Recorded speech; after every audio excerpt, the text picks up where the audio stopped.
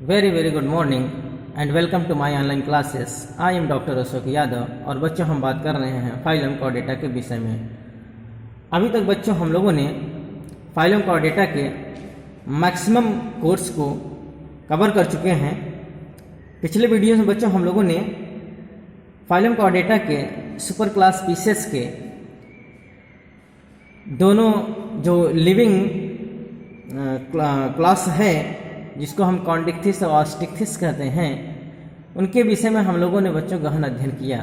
साथ में ही हम लोगों ने कॉन्डिक्थिस और ऑस्टिक्थिस के कंपैरेटिव एस्पेक्ट को भी हमने देखा। अब आइए बच्चों हम लोग बात करेंगे फाइलम कॉर्डेटा के जो दूसरा सुपर क्लास है, जो कि बहुत इंपॉर्टेंट टॉपिक है, अर्थात टेट्रापोडा, उसके विषय में हम लोग बात करेंगे। जैसा कि बच्चों पिछले वीडियोस में हम लोगों ने ये देखा है कि जो सुपर क्लास का डिवीज़न हुआ है पीसेस और टेट्रापोडा के रूप में, वो बच्चों on the basis of appendices के रूप में हुआ है। अर्थात अपेंडिसेस के आधार पर पीसेस और टेट्रापोडा को बांटा गया है। जहाँ अपेंडिसेस के रूप में पीसेस में फिन्स पाया जाता था, वहीं टेट्रापोडा में अपेंडिसेस के रूप में क्या पाया जाएगा बच्चों? पेयर्ड लिम्ब पाया जाएगा। जिस प्रकार से फिन्स रिस्पॉन्सिबल थे उनको मूवमेंट कराने के लिए, इसी प्रकार से टेट्रापोडा में ये लिम्ब रिस्पॉन्सिबल होते हैं इनको मूवमेंट कराने के लिए। हुआ क्या है बच्चों, जो पीसेस में पाए जाने वाले पेयर्ड फिन्स थे, जिसको हम पेक्टोरल फिन्स और पेल्विक फिन्स कहते हैं, वही टेट्रापोडा में मॉडिफाइड होकर अपर लिम्ब और लोअर लिम्ब में कन्वर्ट हुए हैं। अर्थात जो पेक्टोरल फिन्स था वो मॉडिफाइड होकर टेट्रापोडा में अपर लिम्ब का निर्माण करता है, अर्थात फोर लिम्ब का निर्माण करता है। और जो पेल्विक फिन्स था वो मॉडिफाइड होकर किस रूप में ये कन्वर्ट हुए हैं बच्चे? अर्थात ये हाइंड लिम्ब, मतलब लोअर लिम्ब में क्या हुए हैं, ये मॉडिफाइड हो गए हैं। आइए आज हम जो बात करेंगे बच्चों, वो सुपर क्लास टेट्रापोडा के क्लास एम्फीबिया के विषय में। जैसा कि नाम से जाहिर है बच्चों, एम्फीबिया एम्फी प्लस बायोस, अर्थात ग्रीक भाषा के शब्द एम्फी और बायोस से लिया गया है। एम्फी इक्वल टू होता है बोथ, दैट इज द डुआस, एंड लाइफ इक्वल टू होता है, बायोस इक्वल टू होता है लाइफ। अर्थात इनका जो जीवन होता है बच्चों वो डुअल लाइफ होता है। ये अपना जीवन जल में भी और स्थल में दोनों जगह बिताते हैं। अर्थात इनका आधा जीवन इनका कुछ जीवन जल में होता है और जबकि कुछ जीवन इनका स्थल पर व्यतीत होता है। ठीक बच्चों, तो अगर इनका हम बच्चों कुछ यूनिक कैरेक्टर्स देखें, हर एक क्लास का एक यूनिक कैरेक्टर होता है बच्चों, तो यूनिक कैरेक्टर के रूप में एम्फीबिया का जो यूनिक कैरेक्टर है वो ये क्या है बच्चों? ये जो होते हैं जल स्थलीय होते हैं। अर्थात ये जल में भी पाए जाएंगे और स्थल में भी पाए जाते हैं। इन्हीं ड्यूअल कैरेक्टर्स के द्वारा, इन्हीं ड्यूअल कैरेक्टर्स के कारण इनको क्या कहा गया है बच्चों? क्लास एम्फीबिया के रूप में जाना जाता है। अर्थात ये दोनों जगह अपना जीवन व्यतीत करते हैं। तो आइए समय जाया न करते हुए हम सीधे बात करते हैं एम्फीबिया के विषय में। अगर थोड़ा सा हम बात करें बच्चों इनके ओरिजिन के विषय में, तो इनका ओरिजिन बच्चों किससे हुआ है? ये जो इनका ओरिजिन हुआ है बच्चों वो लोब्ड फिन्ड फिशेस, अर्थात जिसे हम सीलाकेंथ कहते हैं, लंग फिशेस कहते हैं, उनसे इनका ओरिजिन बच्चों माना जाता है। अर्थात वैज्ञानिकों का मत है, जो प्रमाण मिलते हैं, जो साक्ष्य मिलते हैं बच्चों, उसमें ये जाहिर होता है कि एम्फीबिया का जो उदय हुआ है, इनका जो ओरिजिन हुआ है बच्चों, वो कहीं न कहीं फिशेस से ही हुआ है। क्योंकि अगले क्लास के रूप में फिश के बाद अगर हम ये पढ़ रहे हैं तो एम्फीबिया का, अर्थात एम्फीबिया के जो एंसेस्टर रहे हैं, इनके जो पूर्वज रहे हैं, वो कौन है बच्चों? फिश, अर्थात लंग फिशेस, जिसे हम सीलाकेंथ कहते हैं, वो इनके पूर्वज माने जाते हैं। ठीक बच्चों, अर्थात स्टिगोसिफेलिया इनके पूर्वज हैं। स्टिगोसिफेलिया का ओरिजिन जो हुआ है वो लोब्ड फिन फिशेस से हुआ है। लोब्ड फिन फिशेस कन्वर्ट हुए स्टिगोसिफेलिया में, और स्टिगोसिफेलिया के बाद अब हमको जो प्राप्त हुए हैं वो मॉडर्न एम्फीबिया के रूप में फ्रॉग एंड सैलामेंडर मिलते हैं। ठीक बच्चों, तो आइए हम बात करते हैं इनके विषय में। तो the number of the species is approximately 2000 ठीक बच्चों, 500, 2500। अर्थात इनका जो स्पीसीज अभी तक हमें ज्ञात है बच्चों, अर्थात एम्फीबिया के रूप में जो हमें स्पीसीज के रूप में भी ज्ञात है, वो लगभग 2500। It is derived, the word amphibia is derived from the Greek word amphi equal to both and bios equal to life, that is the living in both habitat, in water, aquatic as well as the land, that is the terrestrial. अर्थात इनका जीवन बच्चों dual life होता है, इनका जीवन जल में और स्थल दोनों पर पाया जाता है। आइए इनकी जनरल कैरेक्टरिस्टिक के विषय में हम देखते हैं कि इनका जनरल कैरेक्टरिस्टिक क्या है। They are the vertebrate with dual life, ये ऐसे कशेरुक हैं बच्चों जिनका जीवन क्या होता है, डुअल लाइफ होता है, जिनका जीवन जल और स्थल दोनों पर पाया जाता है। अर्थात बच्चों एम्फीबिया कभी भी डेजर्ट एरिया में अर्थात जीरोफिटिक कंडीशन में नहीं पाए जाएंगे। क्यों नहीं पाए जाएंगे? क्योंकि ये बच्चों इनका जो जीवन आधा जीवन मैंने बताया कि कुछ समय ये जल में रहते हैं, रिप्रोडक्शन अर्थात ब्रीडिंग जो इनका होता है वो जल में होता है, और मैक्सिमम समय ये स्थल पर व्यतीत करते हैं। अर्थात they can not be survive without water, बिना पानी के ये जिंदा नहीं रह सकते हैं, इसलिए ये ऐसी जगह पर पाए जाते हैं जहाँ इनके इर्द गिर्द जल उपस्थित होता है। तो ये कहाँ पाए जाएंगे? डैम्प एरियाज में, डैम्प प्लेसेस में पाए जाएंगे, नम स्थानों पर पाए जाएंगे, जहाँ इनको अप्रोप्रिएट कंडीशन में सफिशिएंट मात्रा में इनको वाटर साथ में एयर दोनों मिल सके, अर्थात इनके स्किन को मॉइस्ट करते रहें, क्योंकि डिजर्ट एरिया में पानी का वाटर का स्कॉर्सिटी होता है बच्चों, इसलिए इनको सफिशिएंट मात्रा में न वाटर मिल पाएगा न डिसॉल्व कंडीशन में एयर, और अल्टीमेटली क्या हो जाएंगे? मर जाएंगे। दूसरा कैरेक्टर्स बच्चों हम देखते हैं, they are the first vertebrate to invade land but they are not fully adapted to the terrestrial life। ये सबसे पहले ऐसे कशेरुक थे बच्चों जो स्थल पर जीवन निर्वहन करना शुरू किए, अर्थात ये सबसे पहले, अर्थात ओरिजिन की उत्पत्ति की कड़ी में अगर हम देखें तो ये सबसे पहले ऐसे वर्टिब्रेट हुए जो स्थल पर रहना शुरू किया, स्थल पर अपना जीवन व्यतीत करना शुरू किए। तो they are the first vertebrate to invade land but they are not fully adapted to the terrestrial life. ये चूंकि बच्चों स्थल पर रहना तो शुरू किए, लेकिन ये पूर्ण रूप से अनुकूलित नहीं थे टेरेस्ट्रियल लाइफ के लिए। स्थल पर रहने के लिए पूर्ण रूप से अडेप्टेड नहीं थे, पूर्ण रूप से अनुकूलित नहीं थे। क्यों? क्योंकि इनमें अभी वेल डेवलप्ड लंग्स नहीं विकसित हो, वेल डेवलप्ड लंग्स नहीं हो पाए, जिससे ये अपनी पूरी जिंदगी अर्थात केवल टेरेस्ट्रियल लाइफ में, साथ में इनका रिप्रोडक्शन या ब्रीडिंग के लिए इनको बहुत जरूरी है इनको जल में जाना। तो इनका जल में जाना नितांत आवश्यक क्यों है? क्योंकि इनका ब्रीडिंग रिप्रोडक्शन विदाउट वाटर हो ही नहीं सकता, क्योंकि इनमें क्या पाया जाता है बच्चों?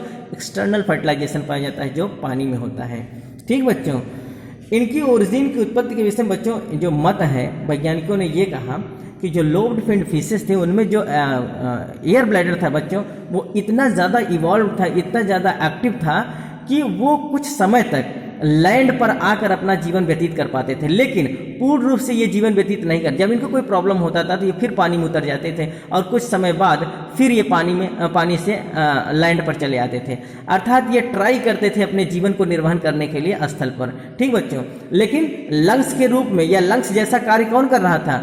Air bladder. जो फिश में, लंग फिशेस में एयर ब्लैडर पाई जाती थी, वो इतने ज़्यादा एक्टिव थे कि वो लंग्स जैसा बिहेव करते थे, और उनको कुछ समय तक जो है एयर प्रोवाइड करते थे लैंड पर रहने के लिए।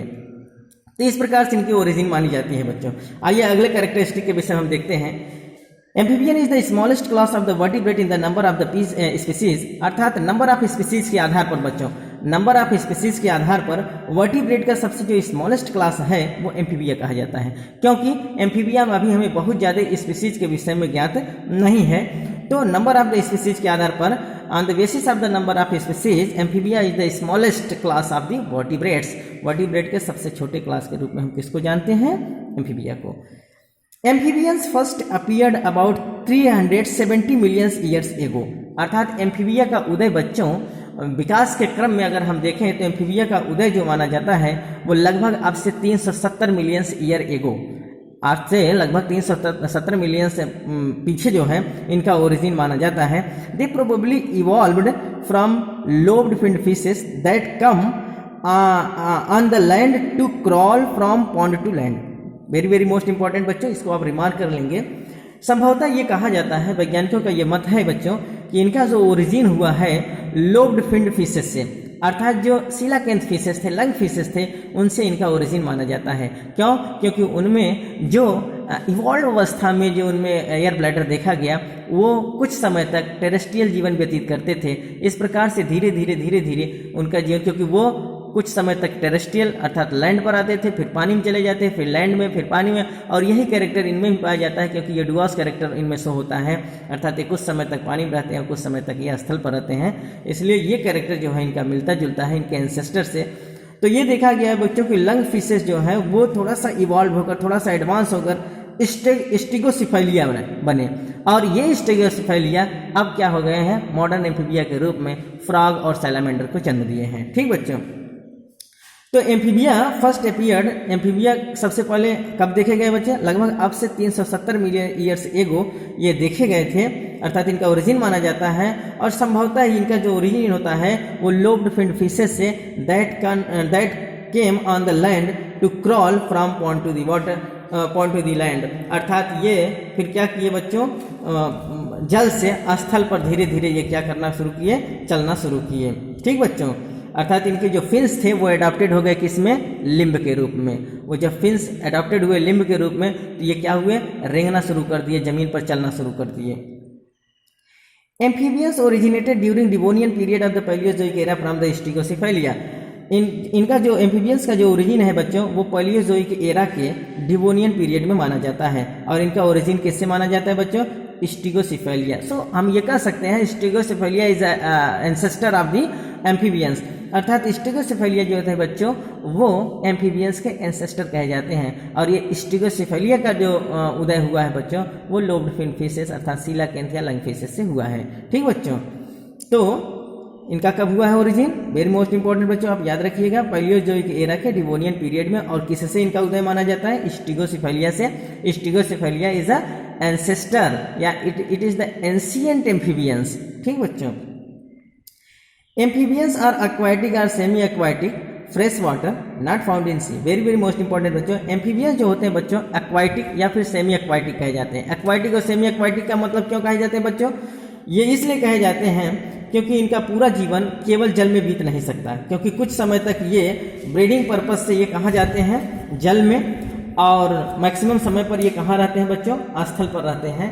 तो इनका मैक्सिमम समय जो है स्थल पर व्यतीत होता है, जबकि इनका ब्रीडिंग या फिर रिप्रोडक्शन की प्रक्रिया, एक्सटर्नल फर्टिलाइजेशन होता है इनमें, तो मैक्सिमम अर्थात इनमें जो ब्रीडिंग की प्रक्रिया होती है वो कहाँ होती है बच्चों, जल में। तो ये क्या होता है कि इनमें एक्वाटिक या सेमी एक्वाटिक कैरेक्टर्स पाया जाता है। नॉट फाउंड इन सी, ये हर समय बच्चों फ्रेश वाटर में पाए जाते हैं। कहाँ पाए जाते हैं, फ्रेश वाटर में। ये कभी भी खारे जल में अर्थात सी वाटर में नहीं पाए जाएंगे। इनका हैबिट कैसा होता है बच्चों, दे आर कार्निवोरस, वो ये मांसाहारी होते हैं, अर्थात क्या करते हैं, किसी दूसरे का शिकार करते हैं, तो मांसाहारी होते हैं, प्रेडेटर्स होते हैं। एंड टेट्रापोड वर्टिब्रेट्स, और ये क्या होते हैं, टेट्रापोड होते हैं, अर्थात ये इनमें 2 पेयर्स ऑफ लिम्स पाई जाती हैं, upper limb and lower limb, that is the fore limb and hind limb. ठीक बच्चों, these animals and their eggs have no protective coat to check evaporative water loss. Very very most important बच्चों, ऐसे जंतु मतलब amphibians में और इनके अंडे में किसी प्रकार का कोई प्रोटेक्टिव कोट नहीं पाया जाता है, अर्थात इनके अंदर कोई सुरक्षात्मक कवच नहीं होता है, न इनके स्किन पर होता है, न तो इनके अंडों पर होता है। अर्थात बच्चों इसीलिए नेचर ने इनको कैसा बनाया है, नेचर ने इनको बच्चों एक चीज मैं बताऊं, जिस प्रकार से एनिमल्स होते हैं उनका जियोग्राफिकल जो एटमॉस्फेयर होता है उसी प्रकार से होता है, अर्थात जियोग्राफिकल एरिया के आधार पर एनिमल्स को नेचर ने रखा है, अडॉप्ट किया है।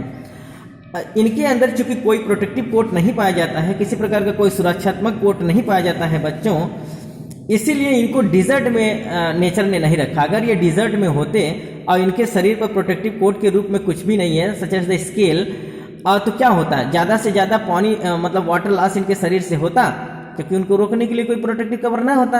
और ज़्यादा से ज़्यादा जब वाटर लॉस होता तो फिर ये क्या होते, शुष्क होकर, ड्राई होकर मर जाते। ठीक, तो इसीलिए नेचर ने इनको साइडी प्लेस पर रखने के लिए रिस्पॉन्स किया, अर्थात रखने के लिए बोला है। तो नेचर ने इस प्रकार से इनको रखा ही है। तो यही है बच्चों, these animals and their eggs have no protective coat इन जंतुओं पर और इनके अंडों पर किसी प्रकार का कोई सुरक्षात्मक कोट कवरिंग नहीं होता है to check the evaporating water loss, अर्थात इवेपोरेटिंग वाटर लॉस को रोकने के लिए, देयरफॉर इसलिए दे इनहेबिट डैम्प प्लेसेस, इसलिए ये कहाँ निवास करते हैं बच्चों, अर्थात डैम्प नमीदार स्थानों पर निवास करते हैं, एंड ब्रीड इन वाटर, और इनका रिप्रोडक्शन कहाँ होता है, वाटर में।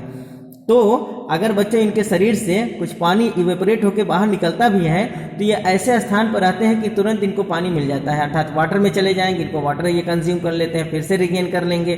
ठीक बच्चों, तो इनके शरीर से वाटर लॉस को रोकने के लिए अगर कोई सुरक्षात्मक कवच नहीं है तो एक चीज़ तो इनके पास है कि ये नमी स्थानों पर पाए जाते हैं, जिससे ज़्यादा से ज़्यादा पानी या रिगेन कर लेते हैं। ठीक बच्चों, this dual mode of the life is expressed in their name, और ये जो डुअल नेचर है बच्चों, इनमें जल और स्थल दोनों पर रहने की जो प्रवृत्ति पाई जाती है, इसी के आधार पर इनको हम एम्फीबिया कहते हैं। क्या कहते हैं बच्चों, एम्फीबिया कहते हैं। क्यों, due to the dual nature.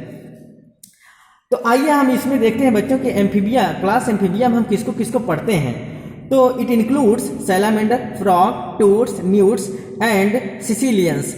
इसके अंतर्गत बच्चों हम सैलामेंडर को पढ़ते हैं, फ्रॉग को पढ़ते हैं, टोड को पढ़ते हैं, न्यूट्स को पढ़ते हैं, और सिसिलियंस को। सिसिलियंस क्या होता है बच्चों, Sicilian just like a snake, Sicilian just like the snake, ये देखने में बिल्कुल स्नेक जैसे दिखते हैं, but it is not actual snake, ये लेकिन ये स्नेक नहीं है। ये क्या है बच्चों, ये एम्फीबियंस हैं, अर्थात ये एम्फीबियंस हैं। इनमें कैरेक्टर्स जो एम्फीबियंस के दिखेंगे, लेकिन इनकी थोड़ी सी मॉर्फोलॉजी अगर ऊपर से आप देखेंगे तो इनकी जो बनावट होती है वो बिल्कुल स्नेक जैसा होता है, इसलिए इनको हम क्या कहते हैं, सिसिलियंस कहते हैं। तो it is all about the general characteristic of the amphibians. बच्चों अभी हम इसके विषय में और ज़्यादा पढ़ेंगे,